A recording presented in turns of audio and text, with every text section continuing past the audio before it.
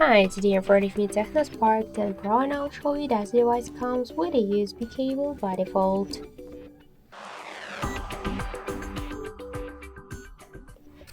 So let's first open the box. Let's check. So this is the protective case and we got here the USB Type-C cable.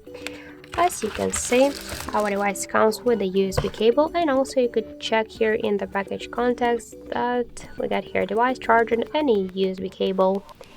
So that's it. Thank you for watching, and if you find this video helpful, leave thumbs up and subscribe our channel.